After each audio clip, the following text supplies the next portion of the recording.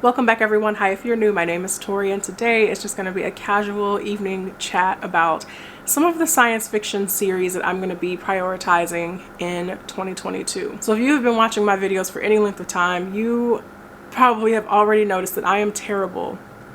Like, just completely terrible at finishing series. I will start a series, I'll start the first book in a series, sometimes I'll even make it to book 2 and think they're really great, and then I just never, for whatever reason, go back to that series and it just sits on my shelf for a year, 2 years, 3 years, and it's just gotten so much worse as the years have gone on. And so actually coming into 2021, that was a big goal that I had, was to kind of start knocking out a lot of these open series that I have, science fiction and fantasy, but I'm just going to focus on sci-fi for this video. But 2021, it was not my reading year. It was just all over the place, feeling unmotivated to read many months and then just binge reading other months. It was a lot of up and downs as far as reading is concerned in 2021. So moving into the new year, I do though want to prioritize 7 science fiction series that I have started.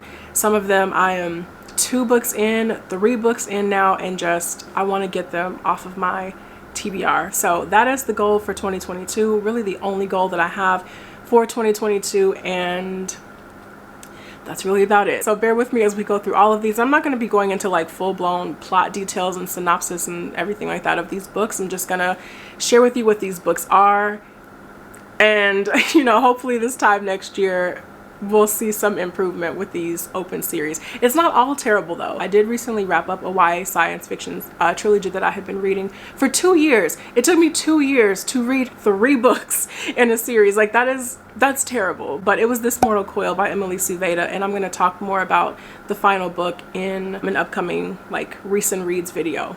Didn't love it. Underwhelming end to a series. It just kind of went downhill, but we'll get into all of it. So that's one check off the list. I'm currently reading Only Human by Sylvain Neuvel, which is about to be another check off the list for the Themis Files trilogy. So I mean, we're moving in the right direction. Like, things are happening. I'm gonna get into this. We're gonna talk about all of these series, and I hope you enjoy the video. Let's get started.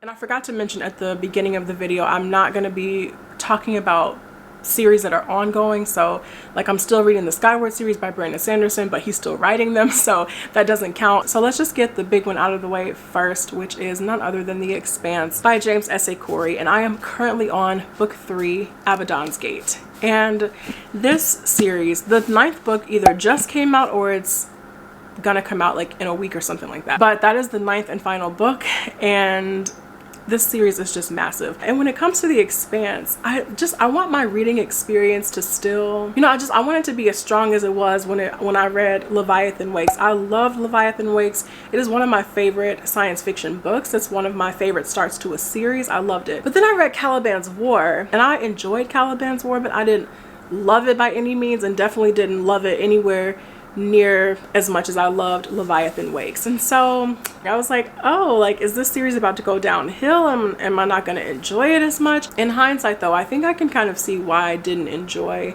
Caliban's War as much as I did Leviathan Wakes, because Leviathan Wakes, that book, the entire book, is really contained in 2 different POVs. But in Caliban's War, I mean, the world of The Expanse is already big, and in Leviathan Wakes we knew that, going into it, we knew the politics was huge. We knew people had colonized all these different planets. We knew the world was massive. But in Caliban's War, I mean, you really get to start seeing that. And not only does the world open up even more for the reader, the point of views open up. We get a lot of different POVs in book 2. And I just feel like I wasn't ready for that big jump from 2 POVs to all these different POVs. And now the problem in The Expanse is spread across all these different perspectives. And I was just like, oh, I don't think this is working for me the way that it should. But I definitely think I'm in the unpopular opinion on that, because a lot of people love Caliban's War even more than they did Leviathan Wake. So not that I'm not excited about Abaddon's Gate, I definitely am, but I hope somewhere along the way that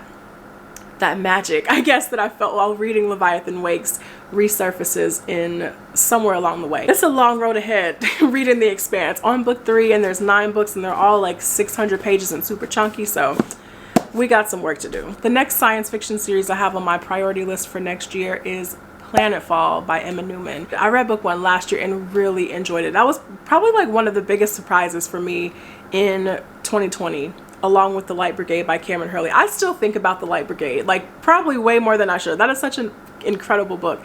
Anyway, so I read Planetfall in 2020 and now I'm currently on book 2, which is, I almost said Atlas alone. Book 2 is After Atlas. Planetfall though was just, it's so good and it's such like a quiet story and it's so much mystery to it. I loved it so much. We're following this colony, and when they make Planetfall on this new planet, our main character, we find out, is holding back. Actually, our main character and then one of her, you know, other friends on this colony, they know something that they have been keeping from the other colonists once they made Planetfall, and just that secret just kind of starts festering throughout the entire story, and we really get deep into the mindset of this character and all the anxiety that she feels about holding on to this secret, and then someone new enters their colony and it just all kind of starts spiraling out of control from there. So I just really enjoyed my time reading Planetfall. I love the story, the characters, everything. So I cannot wait to continue on with After Atlas, but it does sound like we're following, you know, a different character, different group of people, which is kind of unfortunate because I have a lot of questions after I finished reading Planetfall, but we'll see what happens. It actually sounds like this new main character is tied to the colonists who made Planetfall in the first book, so we'll see what happens. But Planetfall was a great first book in a really promising series, and I cannot wait to just continue on. And I actually have the 3rd book and the 4th book in the series. I found them really cheap at my local used bookstore, so could not pass them up. Grabbed them all. The next series on my priority list is the Passage trilogy by Justin Cronin. I read The Passage early in 2020 and loved it. Loved it so much. I'm still thinking about The Passage. That is an amazing story. I'm on book 2 now, which is the 12, and I actually forgot what the name of the 3rd book is called, but this one is like just as chunky, maybe a little less so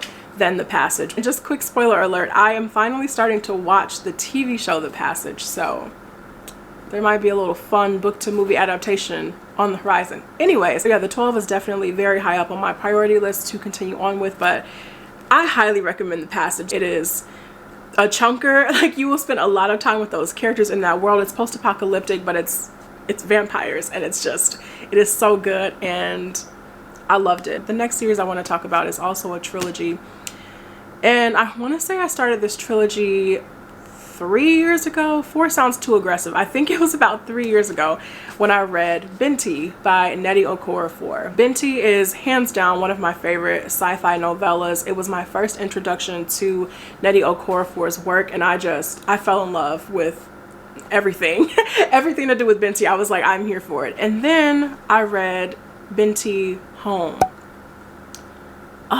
This is the full trilogy of novellas, by the way. This is Binti, Binti Home, and then Binti the Night Masquerade. I read Binti Home and it just didn't hit the same. It was just, I didn't love it. This is a little underwhelming, but I'm still here for it. But I definitely did not have nearly the same reaction to Binti Home as I did reading the first novella, Binti. So that was a little disappointing, a little underwhelming, but I still need to read the 3rd novella, which is Binti the Night Masquerade. And I'm a little concerned to see where this trilogy is going to end, because I still remember how Binti Home ended. Nnedi Okorafor set up really well, like what needs to happen in the Night Masquerade, where Binti is going. So I don't know what's going to happen. I feel like it could really be hit or miss for the end of this novella trilogy, and I hope it's not a miss. But I am gonna read The Night Masquerade in the new year and just finally get the whole novella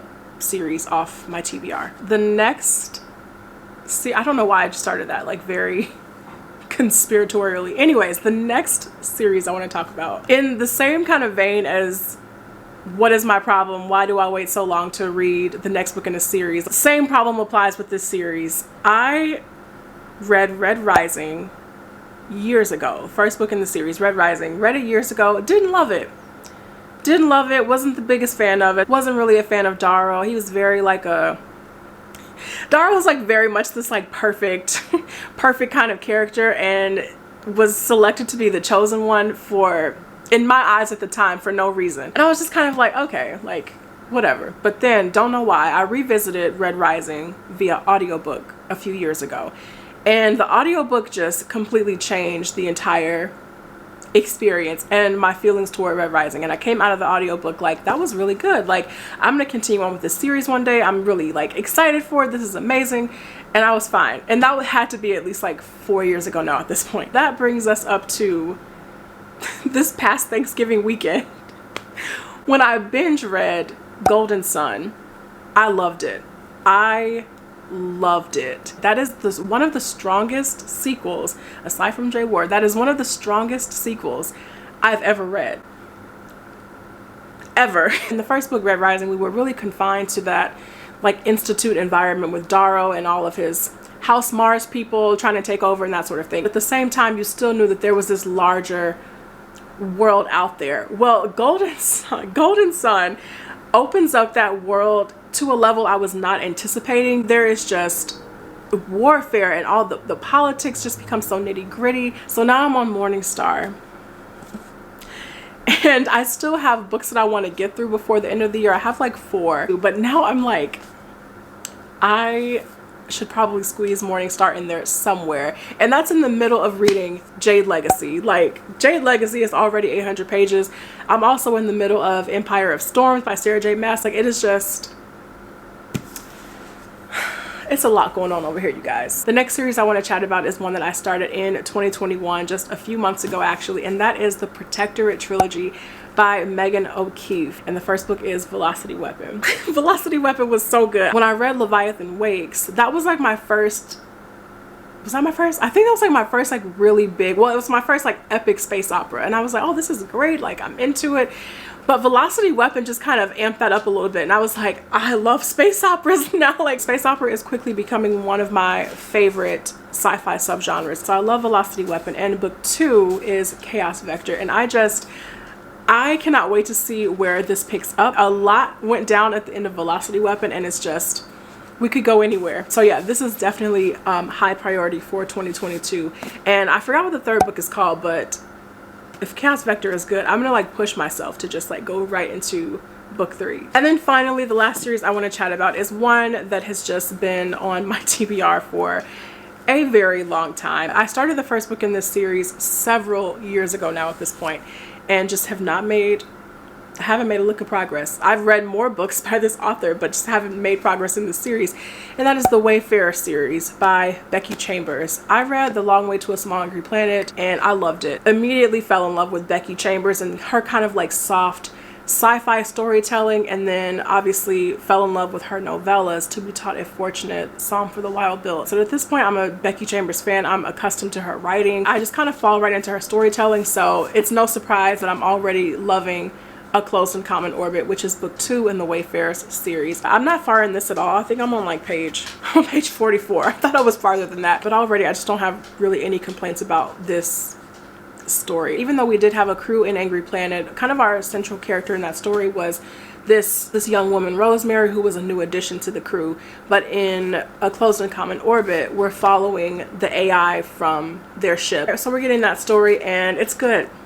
It's warm. I put it like that. It's warm. It's Becky Chambers. That's really all I can say about that. So I have no doubt that I will love this by the end of it, and also the other 2 books that are out in the series. So more to come on that, but the Wayfarer series is definitely one that I would love to just be able to check off the reading list in 2022. And I know this is a sci-fi series video, but just in terms of other series that I do have open right now, it's not many of them. I'm not reading very many fantasy at the moment. I've DNF'd a lot of fantasy series. I recently finished The Name of the Wind by Patrick Rothfuss, which will also be in one of my upcoming recent reads videos, and I have a lot to say about that. I'm not continuing on with that series, so we're going to talk about that. But then aside from that, I can't even think. I'm currently reading the Burning series by Evan Winter, but he's still publishing those, so that doesn't count.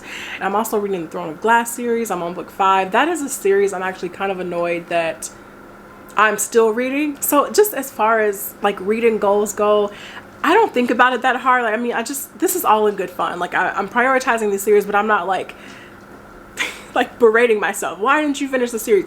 But the Throne of Glass series is one that I am actually kind of annoyed that I'm still reading. Like, why haven't you finished this series yet? This is a series I truly did not want to take into 2022, and it's looking like that is going to happen. I can finish Empire of Storms before January, but there's no way I'm going to finish Tower of Dawn and Kingdom of Ash. There's no way. No way. So I'm actually kind of annoyed with myself that I'm going to be taking that series into 22. Not what I had in mind. And then after that, other fantasy series that I have open, A Discovery of Witches is still there. A Discovery of Witches. I need to read book 3 still, all these years later. So that's it for me, you guys. Thank you all so much for watching this video. I really appreciate it. Let me know down in the comments what series you are going to be reading and prioritizing in 2022. What are you excited for? And I will see you guys in the next video. Take care.